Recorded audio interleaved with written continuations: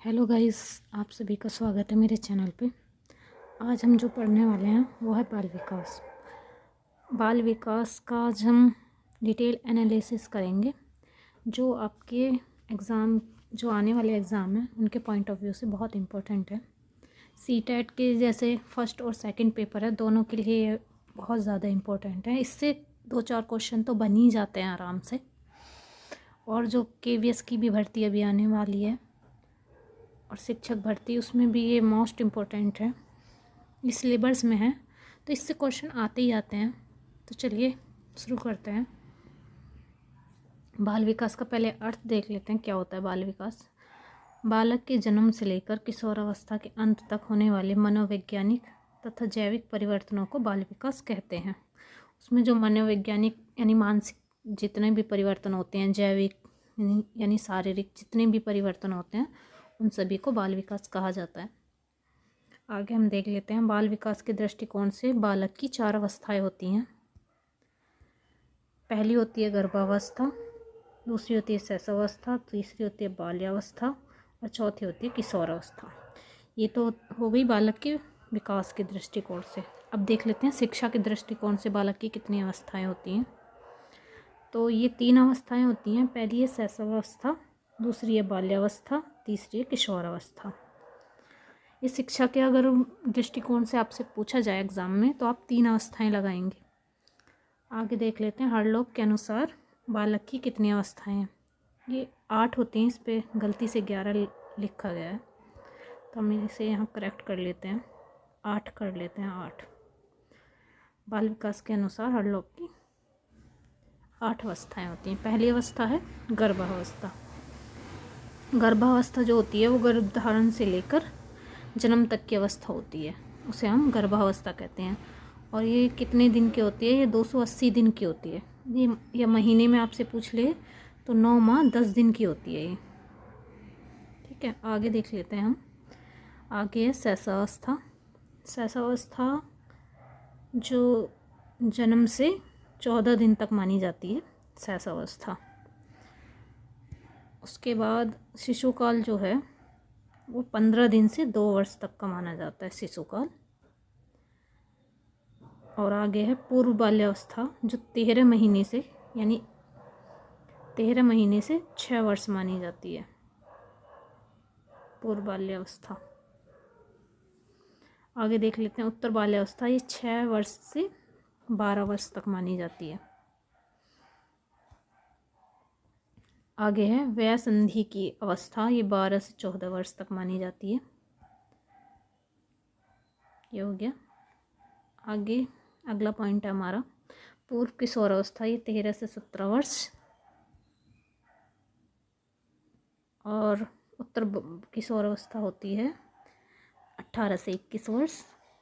और प्रौढ़ावस्था 21 से 40 वर्ष। अगली अवस्थाएं देख लेते हैं। इसमें 4 होना था, अर्नेस्ट जोन्स के अनुसार 4 अवस्थाएं होती हैं।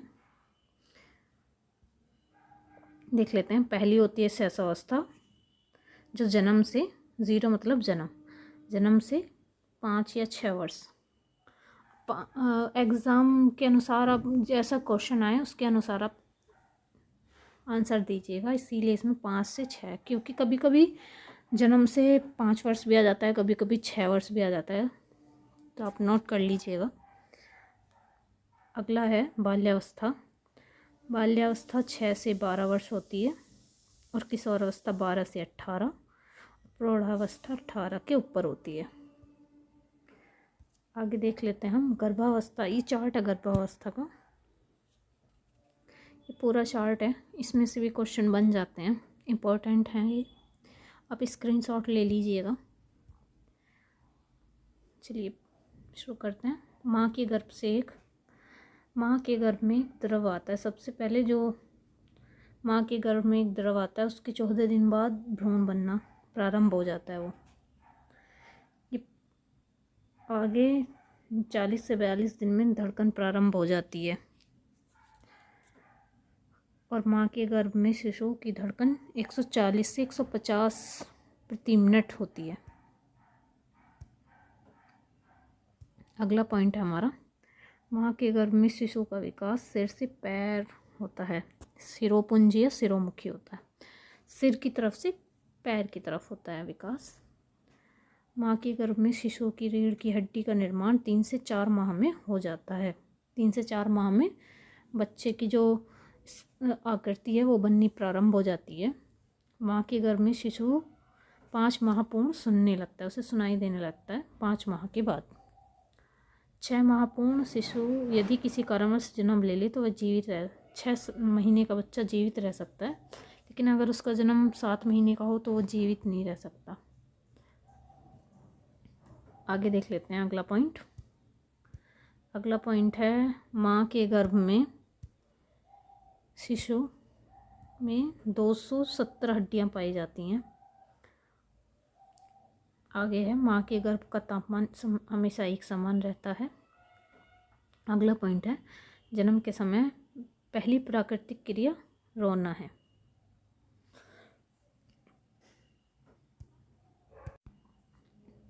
जन्म के समय शिशु का वजन 7 से 8 पाउंड होता है। ये एग्ज़ाम में पूछ लिया जाता है। और 1 पाउंड बराबर होता है 450 ग्राम। 450 या 52। आगे है जन्म के समय बालक का वजन 7.15 पाउंड होता है।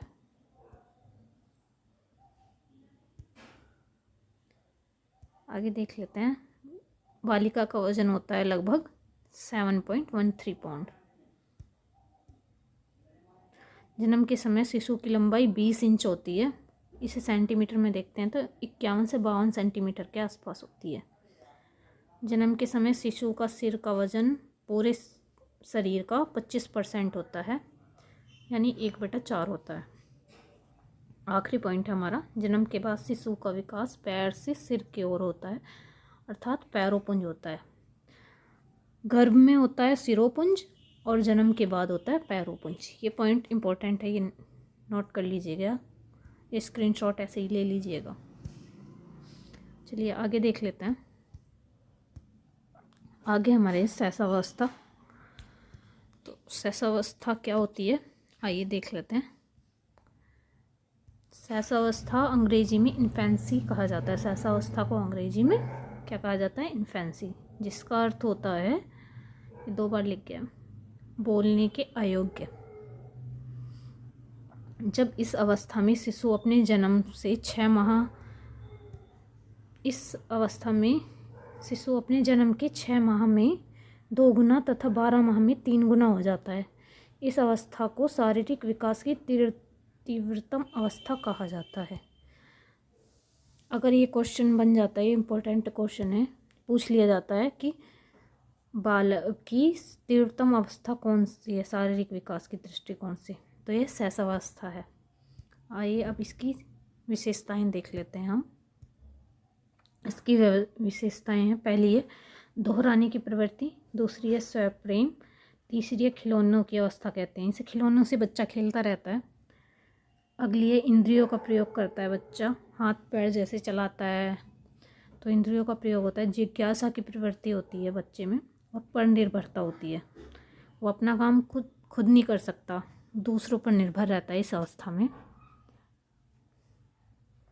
आगे देख लेते हैं इसकी परिभाषाएं। यहाँ परिभाषाएं लिखी हुई हैं, विशेषताएं लिखा गया है। चलिए आइए देख लेते हैं। सिगमंड फ्रायड के अनुसार बालक को जो बनना होता है वो शुरू के 4 से 5 वर्ष में बन जाता है बालक। सिगमंड फ्रायड का कहना है कि वह 4 से 5 वर्ष में जो बनना होता है बन जाता है। आगे देख लेता हूँ। वॉटसन के अनुसार मुझे 1 दर्जन नवजात शिशु दे दो, मैं उन्हें कुछ भी बना दूंगा, जो चाहूँ बना दूंगा। ये वॉटसन की परिभाषा है।